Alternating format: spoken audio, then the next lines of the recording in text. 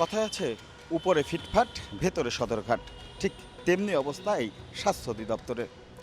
স্বাস্থ্য অধিদপ্তরের মহাখালীর এই নতুন ভবন থেকেই নিয়ন্ত্রণ করা হয় ডেঙ্গু পরিস্থিতি, দেয়া হয় ডেঙ্গু নিয়ন্ত্রণের নানা গাইডলাইন। স্বাস্থ্যের যত রথী মহারথী আছে সবাই কিন্তু এখানে বসে অফিস করেন, অথচ ভবন থেকেই কিন্তু দেখা যাচ্ছে এডিস প্রজননের উত্তম চারণভূমি হিসেবে তৈরি করে রাখা হয়েছে। আর এই জায়গাটি এমন করে রাখা হয়েছে যাতে আসলে এখানে কেউ নেমে যে ওইখানের যে পানিটি রয়েছে বা জমা পানি রয়েছে সেই জমা পানিটি যে পরিষ্কার করবে তারও কোনো ব্যবস্থা নাই। অর্থাৎ কোনো ব্যাখ্যা দিয়েই কিন্তু স্বাস্থ্য অধিদপ্তর তাদের এই দায় এড়ানোর সুযোগ রাখেনি। অধিদপ্তরের এই নতুন ভবনে বসেন মহাপরিচালক, অতিরিক্ত মহাপরিচালক আর ডেঙ্গু নিয়ন্ত্রণ কর্মসূচি প্রকল্পের কর্মকর্তারা। শুধু কি এই কার্নিশ, নাকি এই ভবনের অন্য কোথাও রয়েছে জমা পানিতে জন্ম নেয়া লার্ভার অস্তিত্ব? কৌতূহলী সময় সংবাদের ক্যামেরা ভবনের বেজমেন্টের পার্কিংয়ে।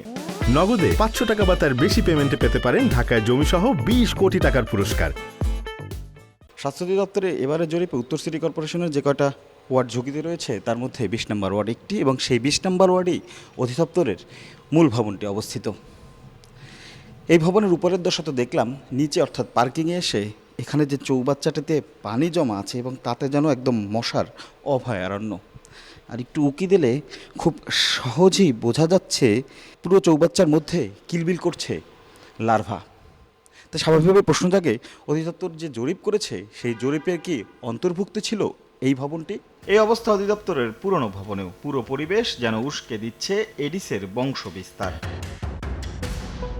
যদিও বিষয়টি এড়িয়ে যাওয়ার চেষ্টা করেন এডিস বাহক নিয়ন্ত্রণ কর্মসূচির প্রকল্পের এই কর্মকর্তা। আমরা সচেতন না তা বলা যাবে না, তবে আমাদের জাতি হিসেবে ধরেন আমরা এই যে বিল্ডিং এর যে কোপলাগুলো বললেন, এটা কিন্তু এই সর্বশেষ যে রিমালের ঘটনার এফেক্ট। এদিকে গত এপ্রিলে ডেঙ্গু বাহক এডিস নিয়ন্ত্রণে প্রাক বর্ষা জরিপ করে স্বাস্থ্য অধিদপ্তরের রোগ নিয়ন্ত্রণ শাখা সিডিসি। এর আগে গণমাধ্যমকে জানিয়ে করলেও এবার জরিপ অনেকটা নিভৃতি সারেন তারা। গত মঙ্গলবার সেই জরিপের ফলাফলে 2 সিটির 18টি ওয়ার্ডকে অতি ঝুঁকিপূর্ণ হিসেবে তুলে ধরা হয়। জরিপ মেনে 2 সিটি কর্পোরেশন কাজ শুরু করলেও এর মান নিয়ে প্রশ্ন তোলেন তারা। স্বাস্থ্য অধিদপ্তর যে এমন একটা পরিবেশ বানায় রাখছেন যেটা হলো অকল্পনীয়। স্বাস্থ্য অধিদপ্তর আপনি যাবেন, দেখবেন যে তাদের পরিবেশ এত নোংরা করে রাখছে, হাজার হাজার ভাঙাচোরা গাড়ি ফালা রাখছে। নতুন ভবনটাও সেম থিং, উল্টা দায় চাপা দিল আমাদের মিউনিসিপ্যালিটির উপরে, নগর ভবনের উপরে, উইথ কাউন্সিলের উপরে।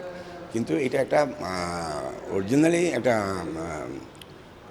ভুয়া কথা। নগদে 500 টাকা বা তার বেশি পেমেন্টে পেতে পারেন ঢাকায় জমিসহ 20 কোটি টাকার পুরস্কার।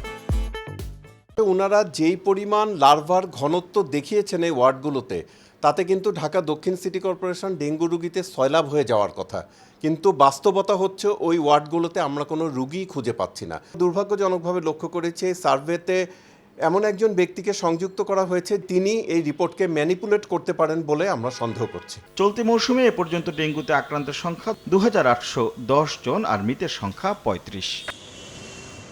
রাশেদ লিমন, সময় সংবাদ, ঢাকা।